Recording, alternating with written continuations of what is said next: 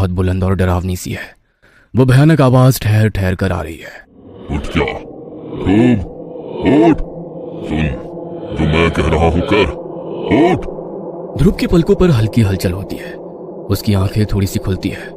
वो किसी को अपने सामने देखता है जो बहुत ही विशालकाय है, लेकिन उसका चेहरा वो नहीं देख पाता क्योंकि वो चेहरा पूरी तरह धुंधला है।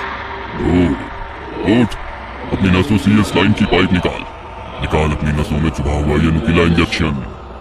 ध्रुव किसी सम्मोहित शख्स की तरह उस आवाज को सुनता है और फिर जोर से चीखकर अपने नसों में चुभे इंजेक्शन को एक झटके में निकाल फेंकता है। ध्रुव जोर से चीखता है। खून की तेज धार उसके हाथ से निकलकर नीचे जमीन पर और कुछ बेड पर गिरने लगती है।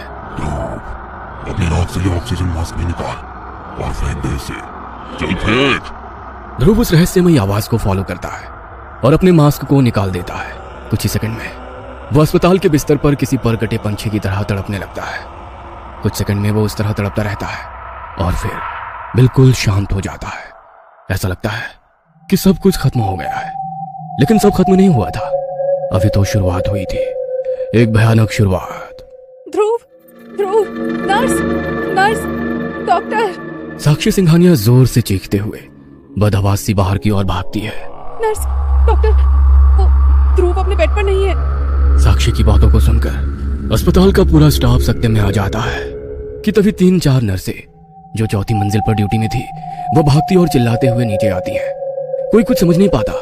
तभी एक ऐसे दृश्य पर सभी की नजरें गई जिसे देखकर सभी के दिल की धड़कन इतनी तेज हो गई कि वो साफ साफ एक दूसरे को सुनाई देने लगी। ध्रुव, ध्रुव बेटा, ध्रुव, ध्रुव बेटा। ध्रुव सिंघानिया नर्सों के पीछे सीढ़ियों से उतरता हुआ आ रहा था। उसका शरीर पूरी तरह उल्टा था। हाथ और पैर दोनों के सहारे उतरता हुआ वो काफी भयानक लग रहा था। वो अजीब तरह से गुर्रा भी रहा था। अचानक उसने कई सीढ़ियां ऊपर से ही जोरों की छलांग लगाई और वो नीचे की ओर सिर के बल गिर पड़ा। सिर के जमीन पर टकराने से पूरा सिर भी लहूलुहान हो गया। दर्द के मारे ध्रुव जमीन पर छटपटा रहा था और गोल गोल एक सर्किल में घूम रहा था, जिसके कारण एक लाल रंग का पूरा वृत्त उसके चारों ओर